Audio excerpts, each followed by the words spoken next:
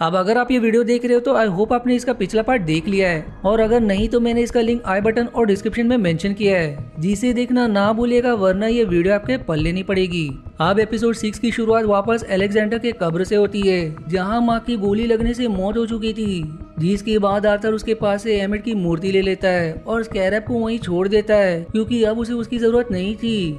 लेकिन लाइला अब भी वहाँ छिपी हुई थी और आर्थर के जाने के बाद वो मार्क की लाश को देखकर बहुत दुखी हो जाती है, जो अब स्कैरब को लेकर आर्थर से बदला लेने के लिए उसका पीछा करने लगती है। जिसी बीच रास्ते में आर्मी के कुछ सोल्जर्स आर्थर को रोकने की कोशिश करते हैं, लेकिन वो अपनी जादुई छड़ी की मदद से उन सभी की आत्माओं को एब्जॉर्ब करके मार डालता है। पर इस हमले में एक सोल्जर जिंदा बच जाता है, क्योंकि उसकी आत्मा साफ होती है, क्योंकि उसने अपनी जिंदगी में कोई बुरा काम नहीं किया था। इसलिए आर्थर उसे जिंदा छोड़कर वहाँ से जाने लगता है।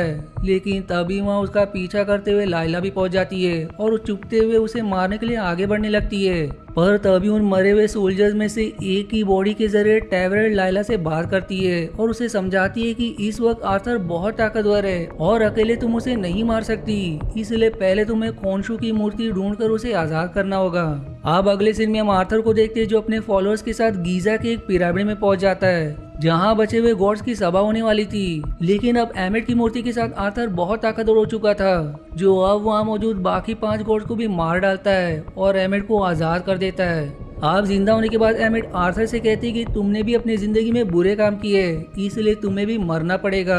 लेकिन इसके जवाब में आर्थर बताता है कि मैं अपनी बुराई को कम करने के लिए अपने आप को सजा देता हूँ और अपने जूतों में कांच रखकर चलता हूँ, और अगर ये काफी नहीं है तो मैं आपके इंसाफ के लिए मरने को भी तैयार हूँ। अब ये सुनकर एमिट उससे काफी इम्प्रेस होती है और उसके बुरे कामों को माफ कर देती है। वहीं दूसरी तरफ स्कैरब की मदद से लाइला खोंशू की मूर्ति को ढूंढकर उसे आजाद कर देती है, जिसके बाद खोंशू उसे अपना अवतार बनाने का ऑफर देता है। लेकिन लाइला उसे मना करते हुए कहती है कि मैं माँ की तरह तुम्हारी गुलाम नहीं बनना चाहती, और अब कोई दूसरा रास्ता ना होने के कारण खोंशू अकेला ही एमिट से लड़ने लगता है। वहीं दूसरी तरफ पैराडाइज में मार्क स्टीवन को लेकर काफी दुखी था, इसलिए उसे बचाने के लिए पैराडाइज को छोड़कर वापस उसके पास चला जाता है और स्टीवन के पास आकर वो रोते हुए कहने लगता है कि तुम ही मेरे असली सुपर पावर हो, और जब मेरे साथ कोई नहीं था तब तुमने मेरा साथ दिया। लेकिन अब मार्क भी स्टीवन की तरह चमकने लगता है, पर तभी वहाँ एक चमत्कार होता है और अब मृतलोक के दरवाजे खुलने लगती है, जिससे वो दोनों नॉर्मल हो जाते हैं। जिसके बाद टैवरेट वहाँ आकर उन दोनों को बताती कि मौत के देवता एजरेस ने तुम दोनों से खुश होकर तुम्हें वापस जिंदा करने का फैसला किया है, और अब इसके बाद दोनों जिंदा भी हो जाते हैं। अब इस बार मार्क का अपनी बॉडी पर कंट्रोल होता है, जिसके बाद वो मून नाइट बन जाता है। लेकिन दूसरी तरफ एमिट बहुत ताकतवर थी और खोंशू उसे अकेला नहीं हरा सकता था, इसलिए वो मून नाइट के पास आकर मदद मांगता है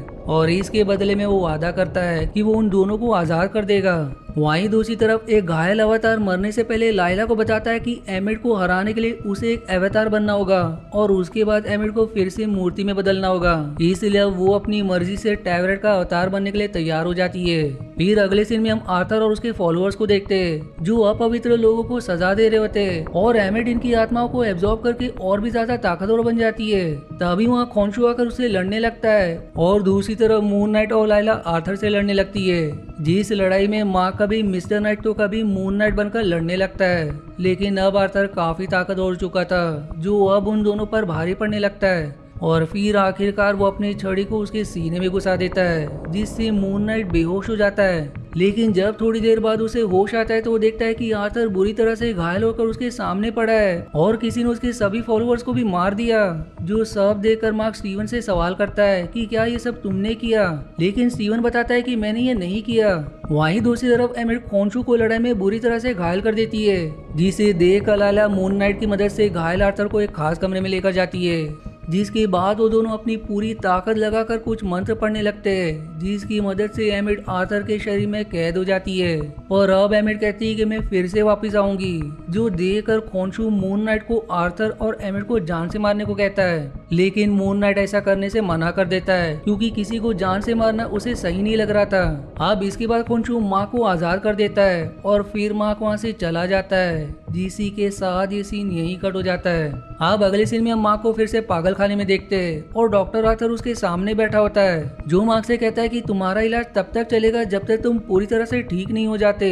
जो इतना कहकर वहाँ से जाने लगता है। तभी मार्क देखता है कि डॉक्टर आर्थर की जूतों पर खून लगा है, जिसके बाद वो उसे कहता है कि हमें तुमसे इलाज करवा कर अच्छा लगता है, लेकिन अभी हमें दुनिया को बचाने जाना है। जो इतना कहते ही मार्क एकदम से अपने कमरे में पहुंच जाता है और होश में आने पर वो देखता है कि उसके पैर हमेशा की तरह बंधे हुए हैं और अब उसके पास 2 गोल्डफिश है, जिससे अब हमें समझ आता है कि ये पागल खाना शायद मार्क और स्टीवन की एक इमेजिनेशन थी जिससे उन्हें बाहर आना था। जिसी सीन के साथ ये एपिसोड यहीं एंड हो जाती है, लेकिन इसके मिड क्रेडिट सीन में हम आर्थर को उसी पागल खाने में देखते हैं और उसे एक अनजान आदमी वहां से बाहर खड़ी एक कार में ले जाता है, जिसके बाद हम देखते हैं कि खोंशू उस कार में पीछे की तरफ बैठा है और वो अनजान आदमी असल में मार्क की ही तीसरी पर्सनैलिटी जैक है।